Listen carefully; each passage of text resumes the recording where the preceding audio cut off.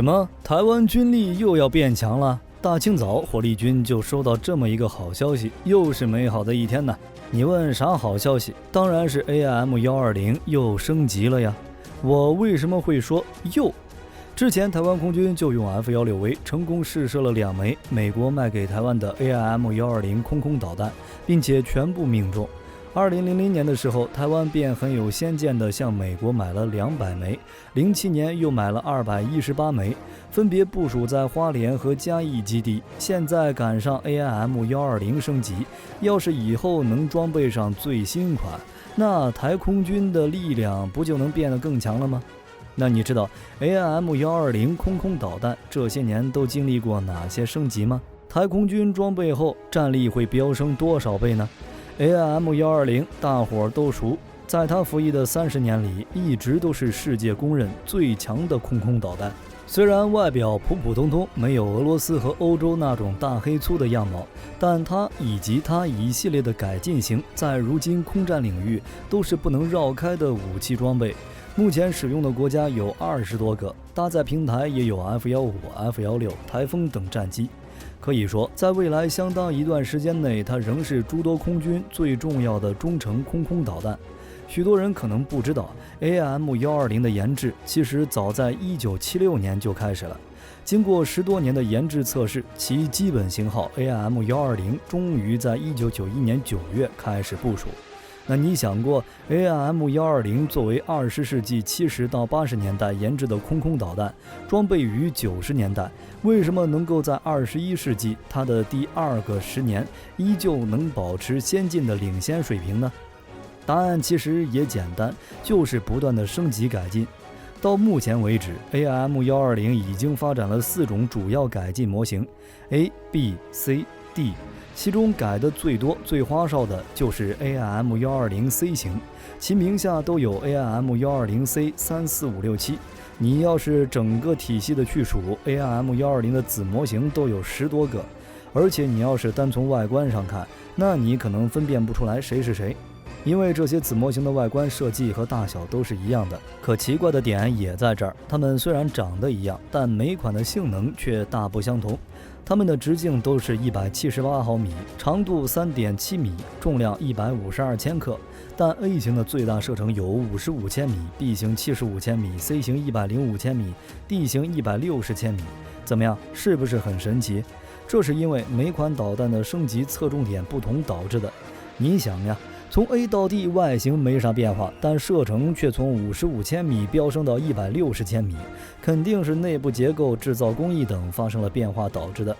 就像 AIM-120B， 美国通用对制导舱电路板的重新设计和改进，不仅提高了重编程能力，而且大大降低了生产设备的成本。制导系统也由 WGU-16B 改为 WGU-41B， 并且改进制导算法，优化了弹道曲线，这才在其他条件不变的情况下，用软件手段将射程从55千米增加到了75千米。相对于 B 型号，美国对 C 型号可就粗暴得多了，不仅将整个弹体都换了一遍，导引头也换成了 WGU-44B， 减轻了弹头重量，增加了燃料段的长度，并且通过减小导弹的翼展和舵展，这才让 F-22 能容纳6枚中程导弹，等于就是在容积不变的情况下，增加了1/3的燃料，让射程进一步增加到105公里。毕竟 C 型特殊，是专门为 F-22 内藏弹舱研制的，而且在 C 型一系列的子型中， AIM-120C5 更是采用了更短、更紧凑的制导系统。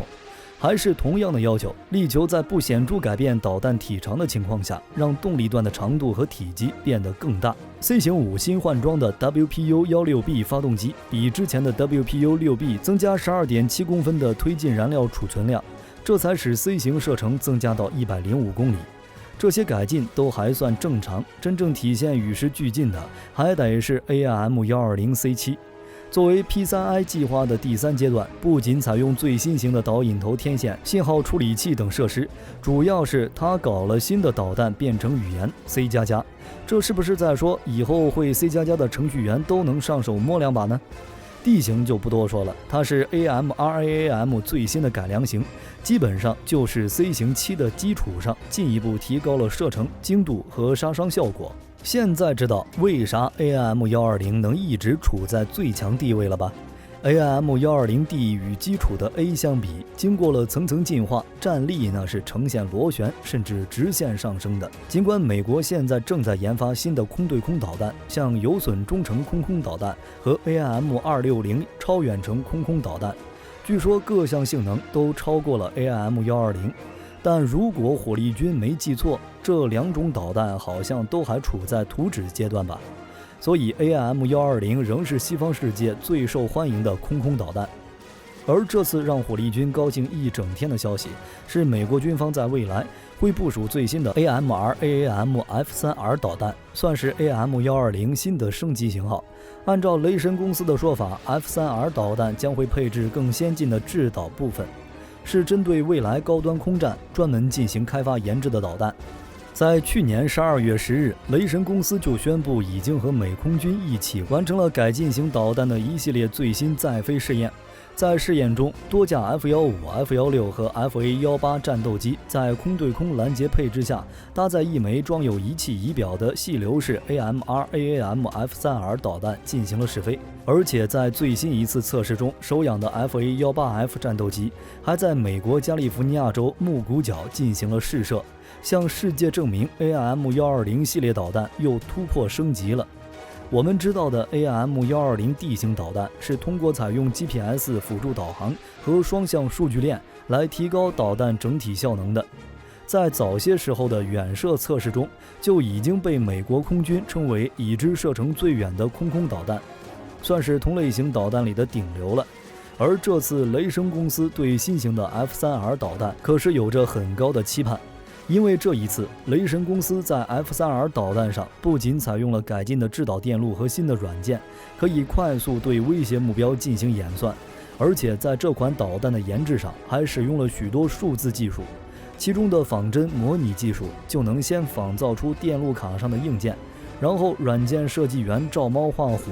跟着就能快速构建测试软件，并将其集成到软件里，方便又高效。你以为这就完了？为了确保导弹能力领先于新威胁，雷神公司打算重新改造 AIM-120导弹的设计，来适应新的部件，进一步提高性能。并且雷神公司还打算引入一款新的处理机，能综合更先进的算法，并可以更快速的计算。导弹都提射程了，处理机可不能拖后腿。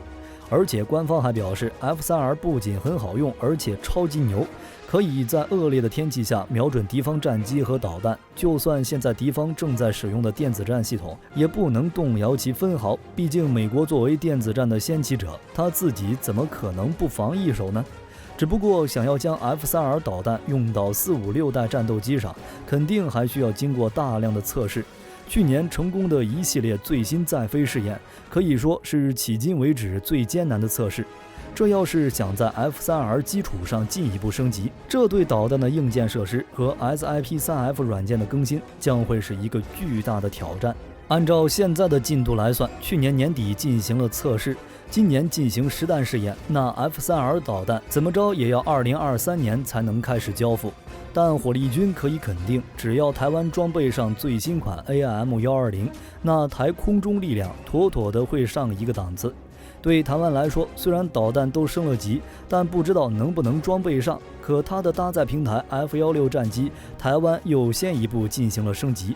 台空军为了增强自己的战力，不惜耗费巨资1100亿新台币，让洛克希德马丁公司和汉翔公司联合出手，将现有的141架 F-16AB 升级成中级形态的 F-16V。另外还打算再花大价钱买66架吉利数字的全新 F-16V 战机。你瞅瞅，台空军绝对是亲生的，没跑了。火力军还听说 F-16的中级形态 F-16V 能对抗隐身战机，这是真的吗？台空军在正式列装后，战力又会飙升到何种地步呢？ F-16作为3代机中的经典之作，不仅有大量实战经验，而且在服役的几十年间还经过了多轮的改进升级。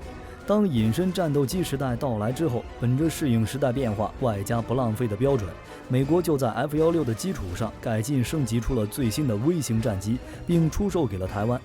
其实，台湾早在1992年就达成了120架 F-16AB 采购合同，这些战机放在当年，性能可是相当强大。在90年代面对苏27早期型，在1、2T 预警机指挥下都能占据优势。但毕竟用了20多年，老式的 AB 型肯定跟不上时代了，因此此前买的那批战机肯定是要花大价钱升级成微型号的。至于为啥又要另外买66架，火力军的理解，一方面是原装的肯定比升级的好用，另一方面是为了弥补战机数量上的劣势。按照升级前后台空军的力量进行对比，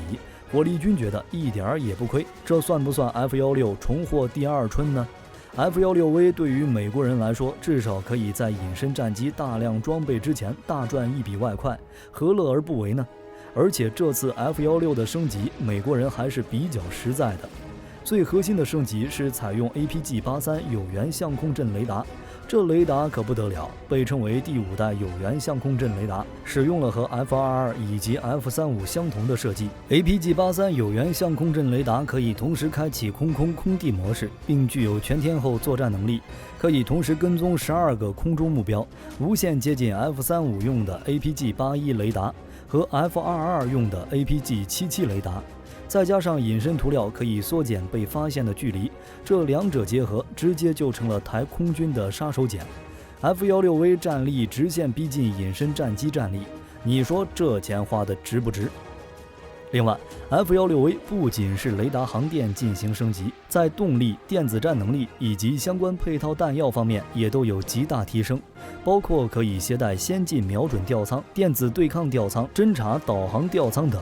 在配套武器上也都采用最新型的武器，像 AIM-9X 响尾蛇、AIM-120D 中程空对空导弹、AGM-88B 高速反辐射导弹以及激光制导弹药、反舰导弹等等，甚至不排除未来美国还会为其提供更先进的 AIM-260 空导弹。反正就是怎么全面怎么来，让 F-16V 可以多用途作战。就比如在近距空战中 ，F-16V 可以通过加装联合头盔提示系统和配装 AIM-9X 导弹，大幅提高近距空战能力。因为升级后的 F-16V 具备在正负90度的离轴角范围内攻击近距空中目标的能力，以及擦肩攻击的能力。同时 ，AIM-9X 响尾蛇的特点是采用128×128凝视红外成像制导和气动推力矢量综合控制技术，是具有很强的抗干扰能力的。在发射后，传统的夜光干扰弹很有可能对其失效。再加上通过升级模块化任务计算机，换装后的有源相控阵雷达和换装新型导航定位系统，在各种 buff 的加持下 ，AIM-9X 的可攻击区大小、离轴攻击能力、制导精度、目标识别能力、抗干扰能力等等性能都比3代弹有了显著提高。因此 F-16V 配装该弹后，在近距空战中将有比原来更多的可攻击机会。同样的原理，各种先进装备身上套，台空军 F-16V 机队在执行超视距作战任务中，可以使用美制的 AIM-120C5 或 AIM-120C7 中距空导弹来提高任务的完成率。同时，未来美国的一些新式导弹说不准以后也能用得上。至于能不能打过隐身战机，火力军觉得应该不能吧，毕竟是跨代对决。虽然 F-16有着无限接近隐身战机的能力，但这有得必有失。它的小机身在加入大量设备时，虽然功能更全面、更优秀，但是其重量的增大也导致战机的机动性减少。而且隐身战机无论是在航电、机载雷达，还是在隐身、超声速巡航等方面，基本都能完全压制 F-16V。再加上有预警机、电子干扰机的配合， F-16V 可以说一点优势都没有。那台湾花大价钱升级就没有用吗？饭要一口一口吃，路要一步一步的走。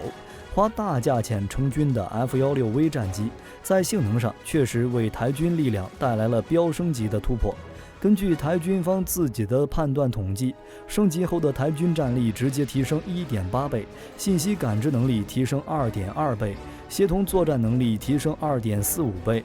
武器整合能力提升 1.6 倍等。并且 F-16A 可以使台湾具备纵深攻击能力，不仅可以对海上、陆地上的单个目标进行攻击，还能组成连队进行集团式的轰炸。凭借优秀的战机性能，可更好地执行海上遮断或是驻泊等攻击任务。同时 F-16A 在列装后，台空军还将具备防空压制和对地全天候多目标攻击能力。怎么样 ？F-16A 对台湾的作用还是很大的吧？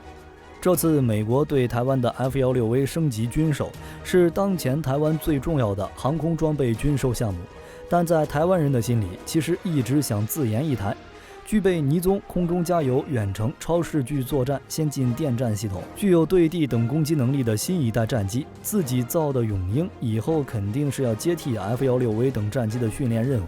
也不知道啥时候台湾能自己整出一款6代机。愁，火力军净想没事儿。对了，刚才提到的 AIM-260好像是在今年就开始装备美空军和海军了。只不过火力军通过对 AIM-120 导弹这么努力升级的表现来看，恐怕 AIM-120 在未来很长一段时间可能还会继续服役。想想也是，就算 AIM-260 项目的测试工作进展顺利，今年开始列装，但它距离全面服役肯定是需要一段时间的，然后才是大批量的生产。按照洛克希德公司的说法，这款导弹的射程将比 AIM-120 更远，性能方面也会与 AIM-120 不同。除了 AIM-260 外，还有其他远程空对空导弹项目正在开发中，包括雷神公司自己的远程交战武器，波音公司最近公布的半比例2级远程空对空导弹概念。关于这些项目的宝贵信息，在公共领域很少见。火力军鹤嘴锄都挖断了，找到的都是一些零碎，详细具体的没怎么找见。而且你怎么也想不到 AIM-120 比 AIM-260 有一个巨大优势，那就是能赚钱。你想想，像 AIM-260 这样的新款武器导弹，美国肯定要自己留着用，不会轻易出口。所以像 AIM-120 这样相对次一级的武器，就能为美国带来巨大的利益。那 AIM-120 系列导弹的饭碗有多硬，收获的利益有多大，你知道吗？目前来说，它已经列装了约40个国家和地区，搭载的平台也是数量繁多，像美国的 F-15、F-16、F-18、F-22， 欧洲的台风、JAS-39 鹰狮等等，别的战机都挑导弹，到了 AIM-120 反过来了，根本不愁找不到喜欢的款式战机。同时 AIM-120 也是唯一获准在 F-35 联合攻击战斗机上使用的中距空空导弹，你说它底子硬不硬？而且大伙儿有没有发现，到了现在空战中已经很少出现战机用航炮相互对殴的场景了，基本上都是远距离的扔导弹，打到就是赚到，个个都成为了远处施法的法师。这其中公认第一的 AIM-120， 也就是当今世界诸多大国争相购买的对象。光雷神公司交付的第33批 AIM-120 空空导弹，总价值就有 7.68 亿美元，34批的 AIM-120 又获利 5.18 亿美元。如果只从技术上讲，这么高的销售额就足以证明 AIM-120 导弹的厉害。从服役至今已经有多年的发展历史，它改进与升级工作一直没有停止过，已经在超过4200次试射和10次空对空战斗的胜利中，其性能得到了充分证明。按美国人的说法，没有任何一款导弹可以与 AIM-120 导弹相比。它所采用的先进主动雷达制导技术，让其在作战行动上拥有非常高度的战斗灵活性以及杀伤力范围，可以满足任何作战需求。但如果仔细研究一下，我们就会发现，这款导弹成功的关键，除了技术以外，很大一部分原因是它能独占市场。别的国家难道没有差不多的空空导弹吗？究其原因，还是美国控制着美式战机火控系统的源代码，你没办法用买的美式战机发射不了别国制造的空空导弹，也就只能买 AIM-120 了。在这方面，美国算是占了一个大便宜。好了，关于 AIM-120 导弹的升级以及台湾军力问题，火力军已经给出了自己的答案，肯定会有片面的地方，欢迎您来指正，同时也欢迎您留下对 AIM-260 在未来是否会装备台空军的看法，我们一起讨论。本期视频内容就到这里，我们下期再见。